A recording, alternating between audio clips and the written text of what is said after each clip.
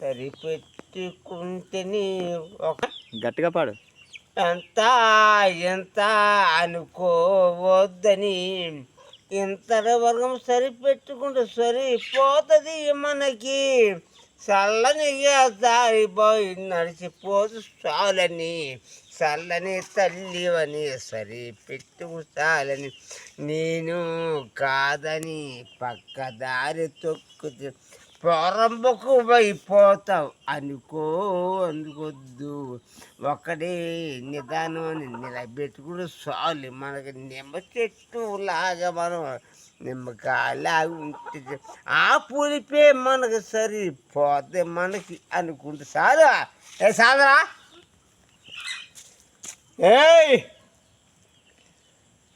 పాడు. నువ్వే నేనే తోడనుకున్నా, నువ్వే నాకు